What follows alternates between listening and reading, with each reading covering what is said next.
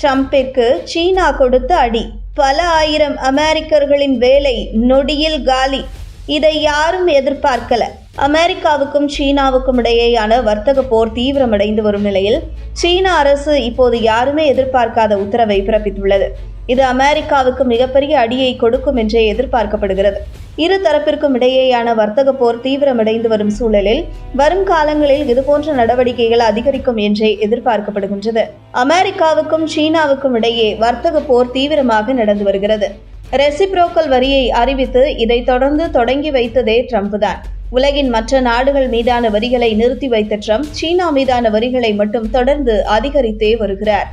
இதற்கிடையே சீன அரசு தனது நாட்டில் இருக்கும் விமான நிறுவனங்கள் எதுவும் இனி அமெரிக்க விமான நிறுவனமான போயிங்கிலிருந்து ஜெட் விமானங்களை வாங்கக்கூடாது என்று உத்தரவிட்டுள்ளது.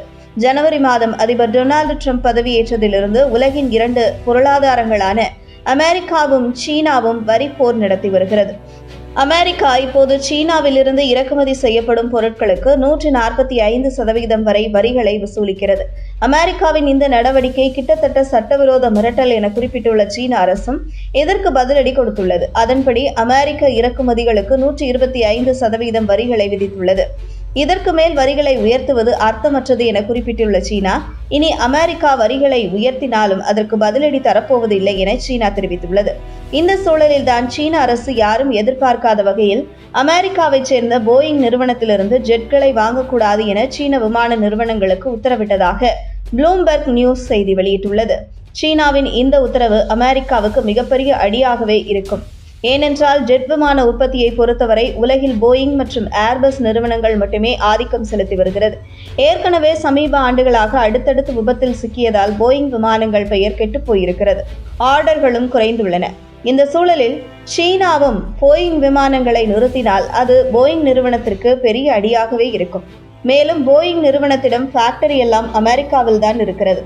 ஆர்டர்களை இழந்து இது ஆட்குறைப்பு நடவடிக்கை செய்தால் இதனால் அமெரிக்கர்களே பெரிய அளவில் பாதிக்கப்படுவார்கள். முன்பே குறிப்பிட்டது போல ஜெட் விமான உற்பத்தியில் போயிங் மற்றும் ஏர்பஸ் மட்டுமே உள்ளன. இதில் போயிங் அமெரிக்க நிறுவனம், ஏர்பஸ் ஐரோப்பிய நாடுகள் இணைந்து உருவாக்கப்பட்டது. போயிங் நிறுவனத்திற்கு தடை விதிக்கப்பட்டுள்ளதால் சீன விமான நிறுவனங்கள் இப்போது ஏர்பஸ் பக்கம் திரும்பும். இது அவர்களுக்கு லாபமாகவே இருக்கும். ஜெட் விமானங்கள் மட்டுமின்றி அமெரிக்க நிறுவனங்களிடமிருந்து விமானம் தொடர்பான உபகரணங்கள் மற்றும் பாகங்களை வாங்குவதையும் நிறுத்துமாறு பெய்ஜிங் தனது விமான நிறுவனங்களுக்கு உத்தரவிட்டுள்ளது. போயிங் ஜெட் விமானங்களை நேரடியாக வாங்குவதற்கு பதிலாக அவற்றை குத்தகைக்கு எடுத்து பயன்படுத்துமாறு சீன நிறுவனம் அறிவுறுத்தியுள்ளது.